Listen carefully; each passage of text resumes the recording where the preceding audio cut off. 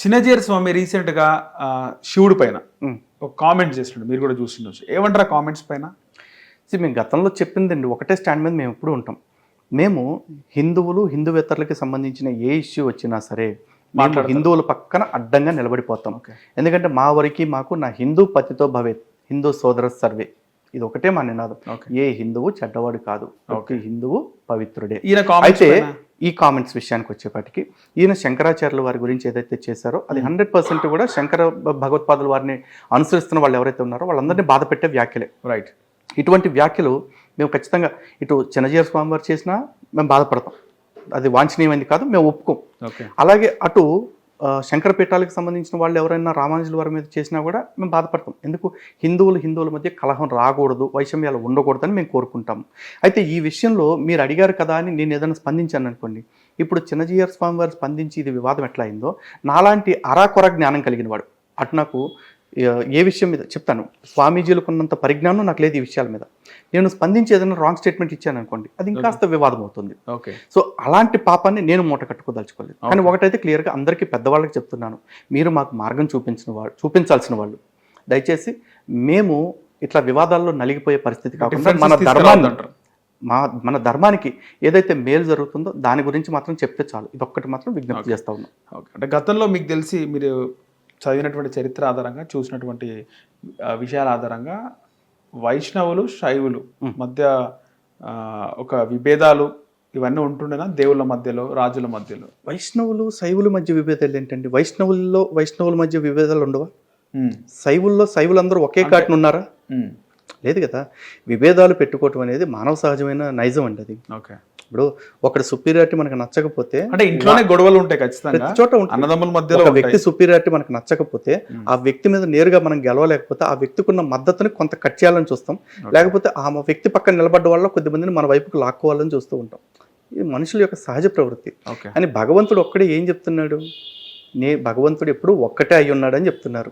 ఆ ఒక్కడి కోసం మీరు కొట్టుకోవద్దు, ఆ ఒక్కడి కోసం మీరు కలిసి ఉండమని చెప్తున్నారు. ఓకే. మనుషుల్లో ఉన్న వీక్నెస్లు అవి. దానికి మనం ధర్మాన్ని ఆపాదించి ఏమీ చేయలేము కదా. ఈ రోజున ప్రపంచంలో కొట్టుకోకుండా ఉన్న మతం ఏదో చెప్పండి. ఇప్పుడు క్రైస్తవులు ఉన్నారు, క్యాథలిక్స్, ప్రొటెస్టెంట్స్. క్యాథలిక్స్లో ఒక్కడే క్యాథలిక్సా? కాదు కదా. Greek orthodox, Russian orthodox, Roman orthodox అందరూ ఉన్నారు. ప్రొటెస్టెంట్స్ ఉన్నారు, ప్రెస్బిటేరియన్స్, లూథరన్స్, ఆంగ్లికన్స్, బాప్టిస్టులు, అడ్వెంటిస్టులు చాలామంది ఉన్నారు. ఓకే. ముస్లిమ్స్ ఉన్నారు, సున్నీలు, షియాలు, సూఫీలు చాలామంది ఉన్నారు. కొన్ని సున్నీలు అందరూ ఒక మాట మీద ఉన్నారా? సలాఫీ, వహాబీ, ఇట్లా రకరకాలుగా వాళ్ళు విడిపోయి ఉన్నారు. విడిపోతాం, అది మానవ నైజం అంతే. రీసెంట్గా నాన్ వెజ్న కూడా అంటే హిందూ దేవుళ్ళు, హిందూ భారతదేశం కోసం, భారతదేశంలో ఉంటే రేపులు అవుతాయి, నా బిడ్డను కూడా రేపు చేస్తారా అని చెప్పి మాట్లాడిన మాటల పైన ఏమంటారు? ఏమంటానికి లేదండి. పాపం అతని ఎక్స్పీరియన్స్ అతంది. వాళ్ళ ఇంట్లో వాళ్ళ బంధువుల్లో ఉన్న ఆడవాళ్ళందరినీ ఎవరైనా రేప్ చేశారేమో, రేపు ఆడపిల్ల పుడితే తను కూడా రేపు చేస్తారని భయపడుతున్నాడు ఏమో అతను. ఓకే. అందరిలో అయితే అట్లా జరగలేదు కదా. భారతదేశం వాడి ఇంట్లో అట్లా జరిగిందేమో పాపం. వాళ్ళ అమ్మగారి విషయంలో, వాళ్ళ అక్క విషయంలో, వాళ్ళ చెల్లి విషయంలో అట్లా జరిగి ఉండొచ్చు అంతే. ఆ భయంతో, ఆ బాధతో అట్లా మాట్లాడాడేమో. ముఖ్యంగా హిందూ దేవుళ్ళ కోసం మాట్లాడినప్పుడు బత్తాయిలనే మాట మాట్లాడుతూ చాలా రోజులు వీడియో చేసిండు. అవును, అదేదో రసం పిండుతాను అన్నాడు కదా. చూస్తున్నాం అది. ఎవడు రసం పిండుతాడు, ఎంతమంది పిండుతాడు, ఆడు ఎంతకాలం ఈ పని మీద ఉంటాడు చూద్దాం. ఆడు రసం పిండితే జస్ట్ జ్యూస్ వచ్చిద్దేమో, మేము పిండటం మొదలెడితే మొత్తం పండులో ఉన్న పీచు అంతా బయటకు వచ్చింది. రక్తం వస్తుందంటారా? అన్నీ వస్తాయి ఒకసారి మొదలు పెట్టిన తర్వాత. ఆడు మొదలు పెడతాడని వెయిట్ చేస్తున్నాం అండి. ఆడు కరెక్ట్ పర్సన్ని టచ్ చేయాలా. నార్మల్గా లలిత్ కుమార్ గారు చూస్తుంటాం, ఏదైనా ఇష్యూ జరిగినప్పుడు రీసెంట్ టైమ్స్లో 1 year బ్యాక్ అనుకుంటా, మొత్తం మన భారతదేశ వ్యాప్తంగా ఉత్తరప్రదేశ్లో ఆయన యోగి చేసిన కామెంట్స్ పైన అక్కడ ముస్లిమ్స్, హైదరాబాద్ ముస్లిమ్స్ అందరు రోడ్లపైనకి వచ్చినారు. ఒక ఫ్రైడే వచ్చి వాళ్ళ బలం ఏందో చూపిస్తున్నారు. అసలుకి ఖబర్దార్ అనే విధంగా కామెంట్స్ చేసినారు. బలం అంటే వాళ్ళు మిగతా రోజుల్లో కూడా చూపించేస్తే దాన్ని బలం అనొచ్చండి. శుక్రవారం రోజునే చూపిస్తున్నారంటే దాన్ని బలుపు అనాలి. ఓకే. ఎందుకంటే మా చుట్టూ మంది అంతా ఒకేసారి కూడుకున్నాం కాబట్టి మా ఇష్టరాజ్యంగా ఏమైనా చేస్తామని చెప్పేసి ఆల్రెడీ జనాల్లో విమర్శ వచ్చేసింది. అది శుక్రవారం కాదు, రాళ్ల వారం అని చెప్పేసి. ఎందుకంటే బయటకు వస్తే రాళ్ళు వేయటమే పనిగా ఉంటున్నారు అని చెప్పేసి. ఆ పరిస్థితి ఎందుకు వచ్చింది? నేను ఇందాక చెప్పాను చూసారా, 10 మంది ఉన్నప్పుడు ఒకలాగా ఉంటారు, వాళ్ళు 100 మంది అయినాక ఒకలాగా ఉంటారని. మిగతా వారాల్లో ఎప్పుడు వాళ్ళు అంత అజిటేషన్ చేయరు. ఎందుకు? శుక్రవారం పూట అందరూ కలుసుకుని కూడుకుని ఉంటారు కాబట్టి అట్నుంచి అందరినీ రెచ్చగొట్టి తీసుకెళ్ళిపోవచ్చు. ఇప్పుడు చూడండి, హిందూ దేవాలయాల్లో ఎప్పుడైనా అలాంటి ప్రొటెస్టులు దేవాలయం కేంద్రంగా బయలుదేరి రాళ్లదాడులు జరగటం ఎప్పుడైనా చూసారా? రైట్. లేదుగా. మరి వాళ్ళ మసీదు నుంచే ప్రతి శుక్రవారం ఎందుకు ఆ ఇష్యూస్ వస్తున్నాయి? ఇప్పుడు శాంతి మతం అని వాళ్ళ గురించి రాజకీయ నాయకులు వేదిక లెక్కంగానే ఊదరగొడతా ఉంటారు కదా, అలాంటి రాజకీయ నాయకులు శుక్రవారాలు మాత్రమే ఎందుకే రాళ్ళదాడులు జరుగుతున్నాయి అనేది కాస్త సిగ్గు, కాస్త శరం, కాస్త మనస్సాక్షి ఉంటే ఈ రాజకీయ నాయకులు ఆలోచించుకోవాలి. ఓకే. సో ముఖ్యంగా మనం స్లాటర్ హౌస్లో చూస్తుంటాం, మీరు అన్నట్టే గోవులని తరలించి వాటిని చంపడం, అమ్మేయడం, ఇవన్నీ చూస్తుంటాం, మాంసం తినడం. ఇవన్నీ కూడా ఎక్కువగా ముస్లింలు కాదు, హిందువులు కూడా చేస్తున్నారు ఈ బిజినెస్. హిందువులు ముస్లింలు కుమ్మక్క అయిపోతున్నారు డబ్బుల కోసం. అవును, దీనిపైన ఏమంటారు? ఈ విమర్శ ఎప్పటి నుంచో ఉందండి. అంటే నేను అనేది ఏంటంటే హిందువులు బయటికి కనపడుతున్నారు, ఆ వ్యవస్థను నడిపిస్తుంది ఎవరు? పోనీ ఈ దేశంలో నిజంగా హిందువులే స్లాటర్ చేస్తున్నారు అనుకుందాం. కొంతమంది హిందువులు ఏమన్నా సొద్దపోసలని మేము ఎప్పుడేం చెప్పామా? ఇప్పుడు సెక్యులరిజం అని రాజ్యాంగంలో పెట్టి హిందువులకు అన్యాయం చేసిన వ్యక్తి ఎవరు? హిందువు కాదా ఇందిరాగాంధీ? అంటే ఈ చరిత్ర లేకపోతే వెనకాల వాళ్ళ ముస్లిం తండ్రి ఇంకేటో ముస్లిం భర్త ఏదో చెప్తా ఉంటారు. ఆ లాజిక్స్ అన్ని పక్కన పెట్టండి. కాన్స్టిట్యూషన్ ప్రకారం ఆడు హిందూ కదా. ఇప్పుడు రాహుల్ గాంధీ ఉన్నాడు, ఎవరైతే కాంగ్రెస్ పార్టీ అంటే ముస్లిమ్స్ అంటే కాంగ్రెస్ పార్టీ అని చెప్పారు. మరి ఆ రాహుల్ గాంధీ జంజి వేసుకుని నేను దత్తాత్రేయ గోత్రికుడు, నేను బ్రాహ్మణుని చెప్పుకుంటాడు. హిందువుల్లో చాలామంది ఉన్నారు హిందూ ద్రోహం చేస్తున్న వాళ్ళు. అయితే వీళ్ళందరూ ఎవరి కోసం చేస్తున్నారు? ఇటు గొడ్డు మాంసం అంతా ఇటు తినటానిక, ఎక్స్పోర్ట్ చేయడానికి చేస్తుంది. ఎక్స్పోర్ట్ ఏ దేశాలకు చేస్తున్నారు? ఈ ముస్లిం దేశాలకు కాదా? తినేవాళ్ళు లేకపోతే ఎందుకు చేస్తారంటారు, అంతేనా? తినేవాళ్ళు లేకపోతే కాదండి, తినేవాళ్ళు ఉన్నారు ఆ దేశాల్లో, వాళ్ళ కోసం వీళ్ళు చేస్తున్నారు. అయితే ఇక్కడ వీళ్ళు చేస్తున్న పని ఏంటంటే తెలివిగా హిందువులని ముందు పెడతా ఉన్నారు. ఉదాహరణకి ఇక్కడ లాహెమ్ ఫుడ్ ప్రోడక్ట్స్ అని ఒక కంపెనీ ఉంది, తాడేపల్లి తణుకు దగ్గర పెట్టారు. ఆ లాహెమ్ ఫుడ్ ప్రోడక్ట్స్కి వన్ ఆఫ్ ద డైరెక్టర్స్ పేరు త్యాగి ఈజ్ అ బ్రాహ్మిన్. ఆయన అందరితో డెలిగేషన్ చేస్తాడు, ఆయన అందరితో మాట్లాడుతుంటాడు. బట్ ఆ కంపెనీ బోర్డ్ ఆఫ్ డైరెక్టర్స్ మీరు NCAలో డౌన్లోడ్ చేసి చూడండి, 4 ముస్లిమ్స్ ఉన్నారు. ఆ 4 ముస్లిమ్స్ డెలిగేషన్స్లో ఉంటారు. వాళ్ళు ఇన్వెస్ట్మెంట్ పెడతారు. వాళ్ళు ఇన్వెస్ట్మెంట్ పెడితే ఇతను కూడా ఒక బిజినెస్ మ్యాగ్నెట్గా మారాడు. ఇతనికి బతకటం, డబ్బు సంపాదించుకోవటం అవసరం కాబట్టి. ఓకే, అలా అని చెప్పేసి అదంతా హిందూ కంపెనీ అంటామా?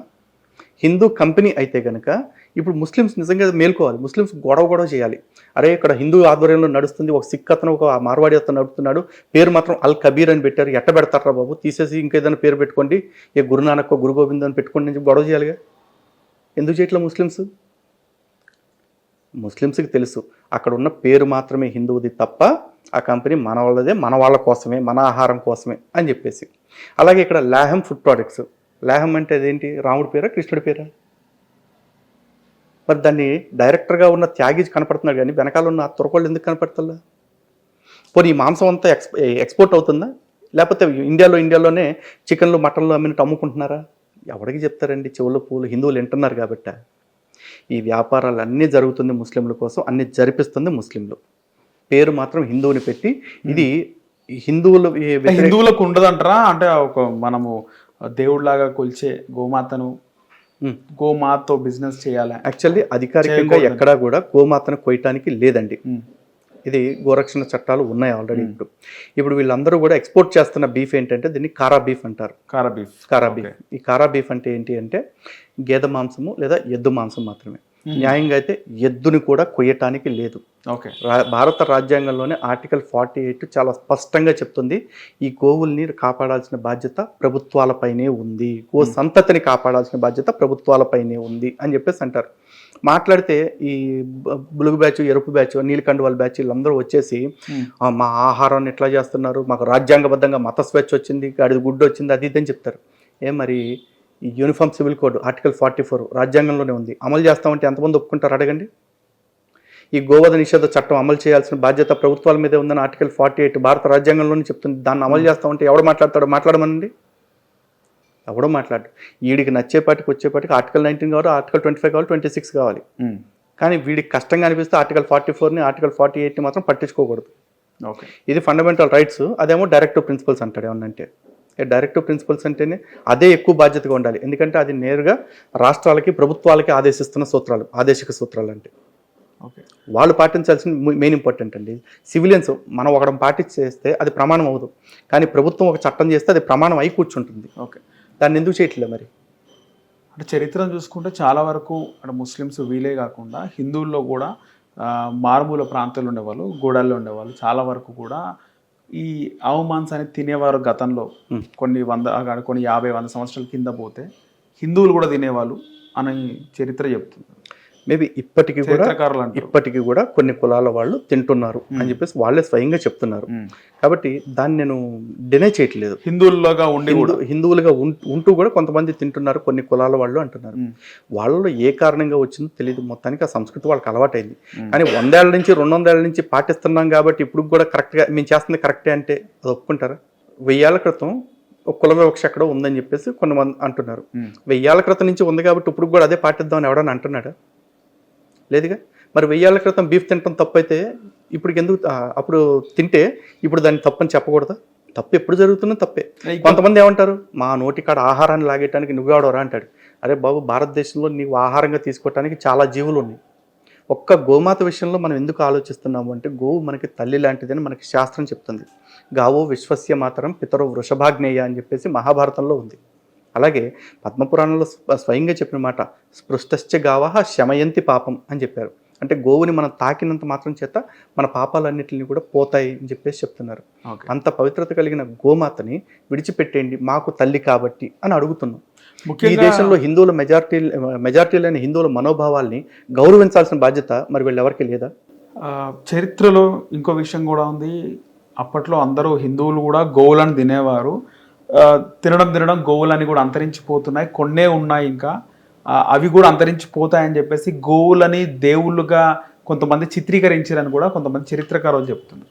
అంతరించిపోయే వాటిలన్నింటినీ దేవతలుగా చేయాలంటే మరి పులులను ఇప్పుడు దేవత చేయాలి కదండి. మరి చేస్తున్నామా? ఓకే, లేదు కదా. మేము సకల జీవరాశుల్లో కూడా సాధు జంతువులు కదా. అదే అండి, సకల జీవరాశుల్లో కూడా మేము పరమాత్మని చూస్తాం. మాకు పాములోనూ దేవుని చూస్తాం, పులిలోనూ దేవుని చూస్తాం, గోవులోనూ దేవుని చూస్తాం. కానీ గోవు అన్నిటికంటే ఉత్కృష్టమైంది అని ఎందుకు అంటున్నాము అంటే, మిగతా అన్ని జీవులు వేరు, గోమాత వేరు. ఈరోజు గోవు ఏం తింటుందంటే గడ్డేగా. ఆ గడ్డిని మనం ఏమన్నా ప్రత్యేకంగా పంటేసి పండిస్తామా? లేదు. ప్రకృతిలో దొరికేదాన్ని కోసుకొచ్చి తింటాం. ఆ మాత్రం దాన్ని గోవుకి వదిలేస్తే అది తినలేదా? వెళ్ళి తింటుందిగా.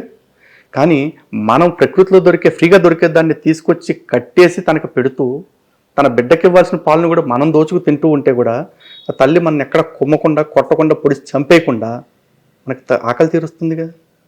పైగా ఆ గోవుల మధ్య వెళ్ళి ఒకసారి ఓ రోజు గడిపి చూడండి. అప్పుడు గోవుల వల్ల మీకు ఎటువంటి శరీరంలో ఎటువంటి తేడాలు వచ్చినాయో మీకు తెలుస్తుంది. పైగా ఈరోజు అన్ని జీవరాశుల్ని సమానంగా చూస్తామంటున్నాం. గోమూత్రం మేము తాగుతాం, ఓకే, గోవార్కగా మార్చుకుంటాం, లేకపోతే గోమయాన్ని ఇంటికి కలుపుకుంటాం. రైట్. ఇప్పుడు కాదు, పూర్వపు రోజుల నుంచి కూడా అన్ని జీవరాశులు సమానమే కదా అని చెప్పేసి కుక్క పెంటను లేకపోతే పంది పెంటను తీసుకొచ్చి ఇల్లు అలుక్కోండి. రైట్. చేసుకుంటారు ఎవరన్నా?